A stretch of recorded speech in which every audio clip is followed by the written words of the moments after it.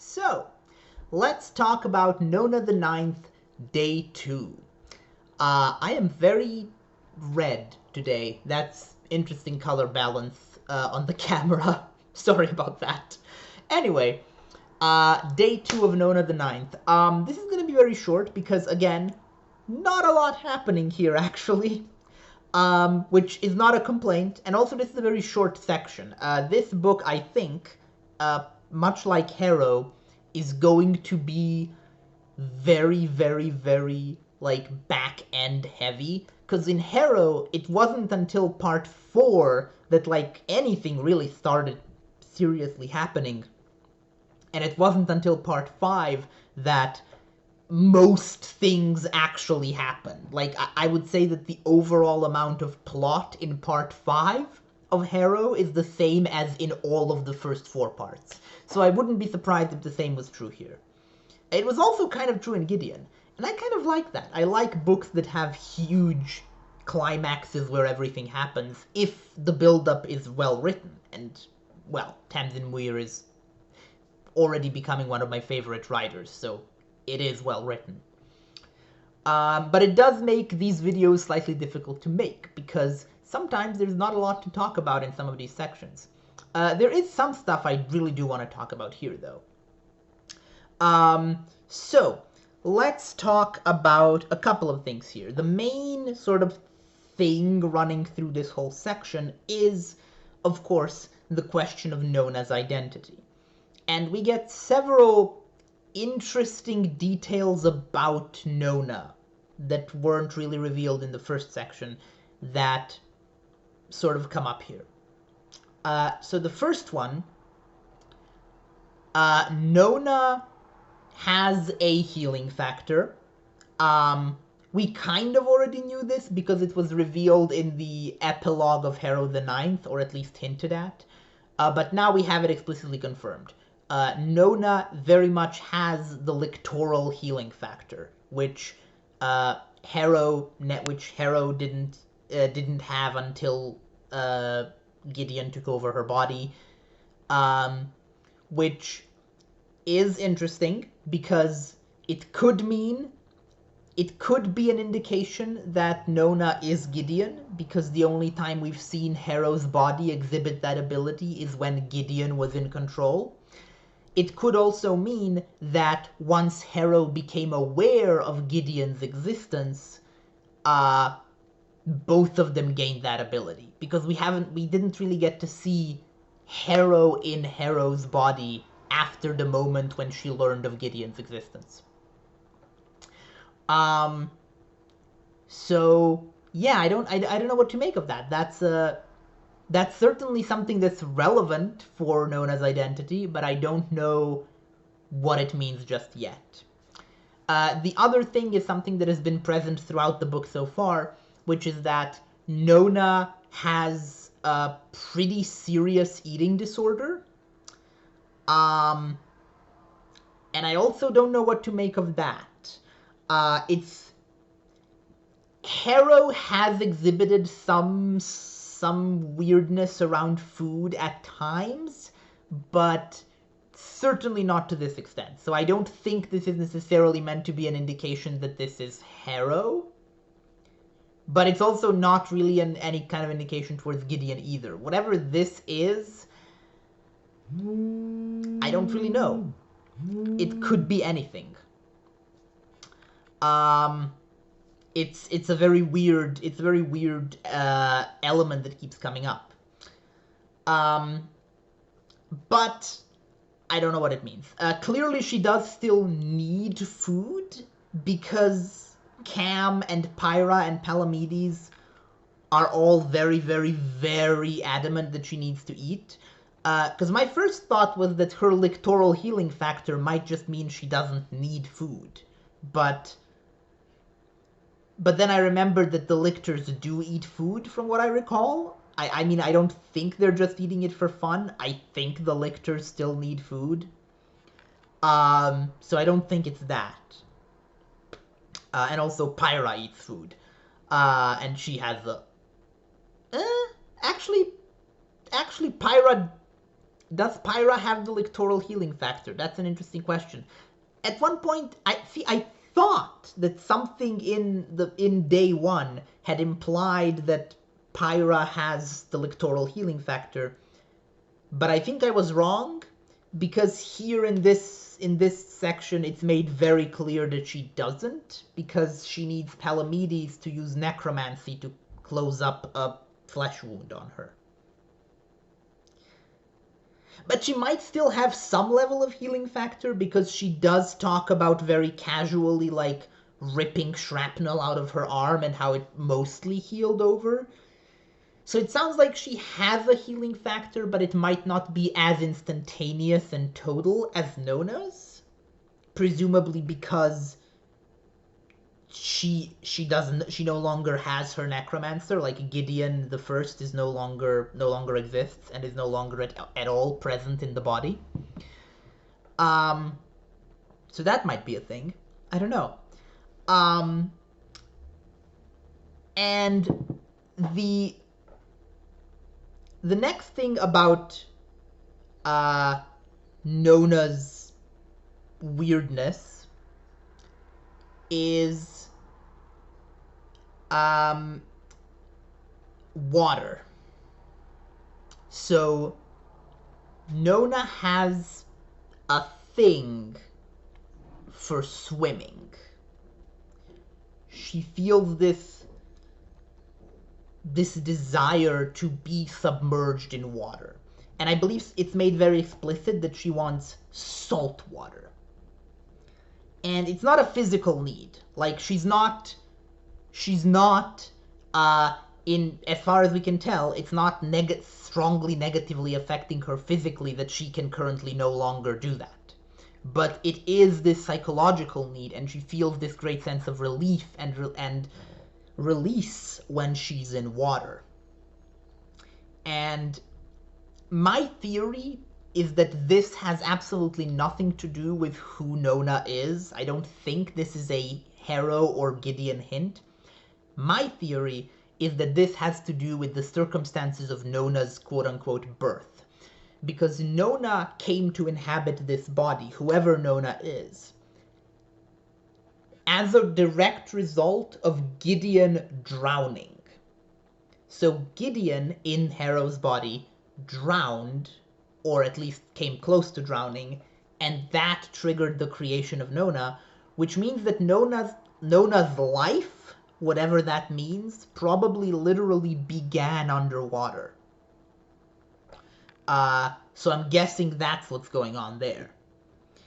But I could be wrong, because, and the reason I'm sort of very fixated on this specific water thing might be not because of anything in the text, but because through sheer circumstance, I happen to currently be watching a playthrough on YouTube of Echo, the furry visual novel, not the other game with that name, which comes up first in the Google results, in case you're wondering.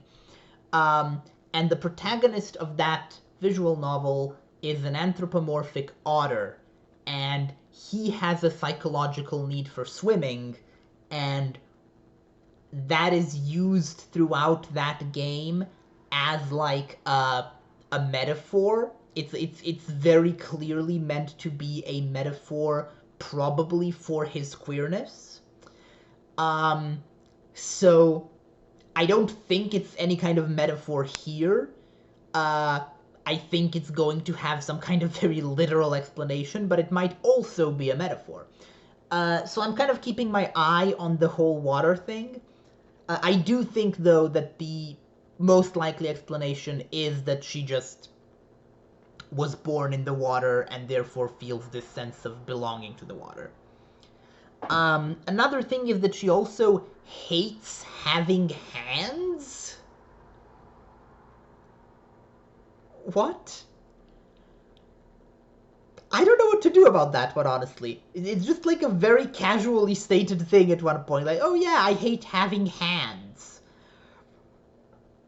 Okay, sure, cool.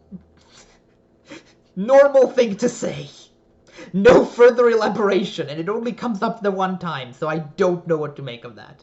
I don't even know if that's meant to be like a serious statement or if it's like some kind of joke. I don't know. It was just a really weird line because it's never mentioned other than that one time. Yeah, and the other oh, I'm sorry. The other thing about Nona in this section is her relationship with the blue thing in the sky. And in order to talk about this, we need to talk about what the blue thing in the sky is. And the answer to that is, I'm pretty sure it's a resurrection beast. Because Pyra refers to it as number 7.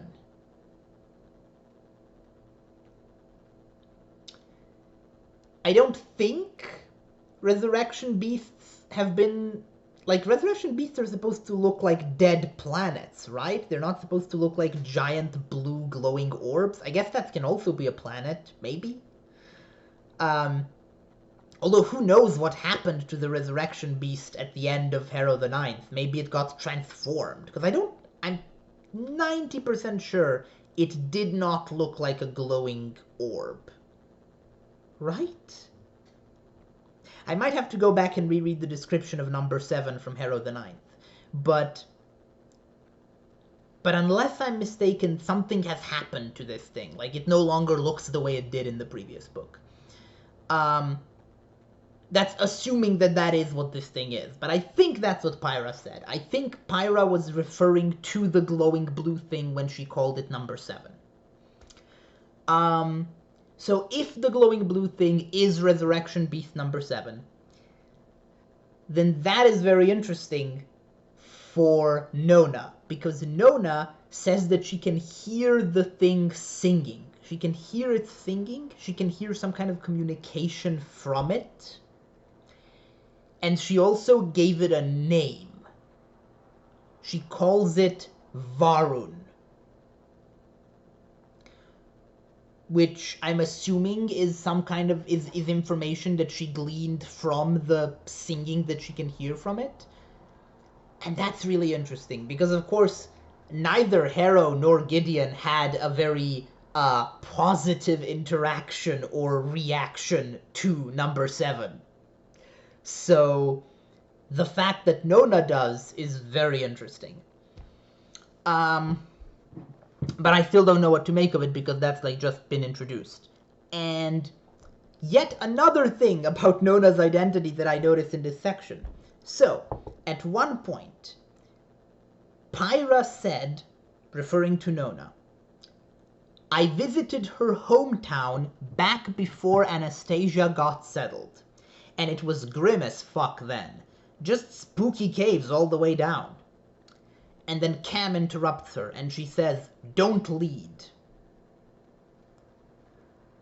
So, obviously she's talking about the 9th house. But Cam seems to think that this information might push Nona towards either either aligning herself more with Harrow or Gideon, which is what they don't want. Like, they don't want to lead her on towards one identity or another. They want her to figure it out on her own. Or they want to figure it out, but they don't want to accidentally push her towards the wrong answer, as it were.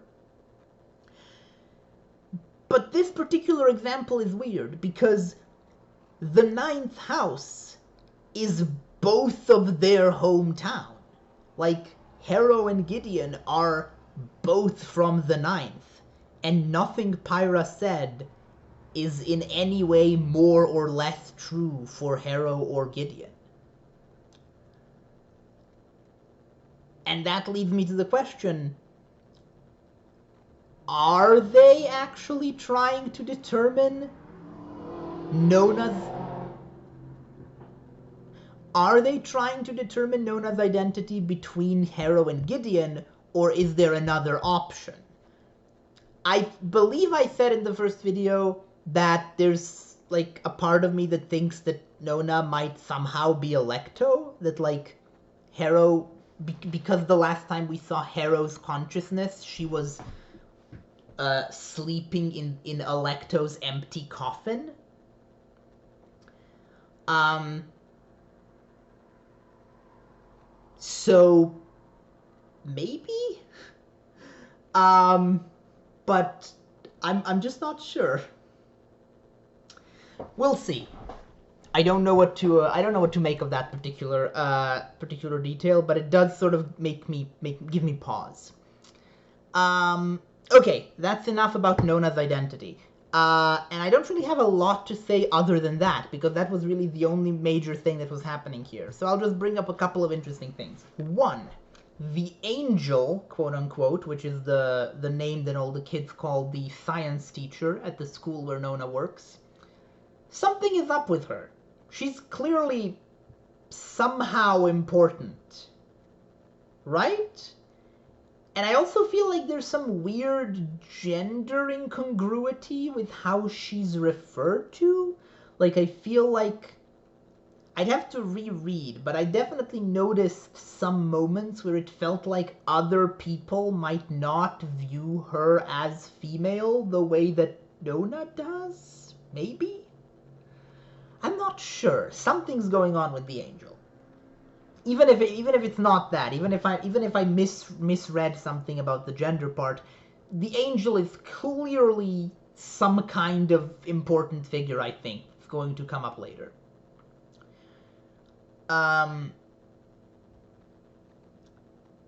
Next, just want to point out this very funny sentence, which is Pyra saying to Cam, "I'd give Palamedes the hiding of his fucking life if he wasn't renting an ass with you." That's good phrasing. Renting an ass with someone. I like that phrasing for their weird situation. And speaking of their weird situation, Cam and Palamedes briefly fuse into one person during this section, during a flashback, when Nona remembers the time that Cam took her out to swim and they got attacked. In order to defend them from the people who attacked them, Cam and Palamedes briefly fused. Rather than Palamedes taking over Cam's body like he usually does, they were both there at the same time. One eye was Palamedes and one was Cam's. And Nona, who seems to automatically have this insight into people's identities, Nona did not view them as being just the sum of those two people. She specifically says that this made them a new person. She said that the fact that this person was both Nona and Palamedes, both Camilla and Palamedes, both Camilla and Palamedes made them a new third person. Like, the exact words are a new person. That's how Nona conceptualizes them.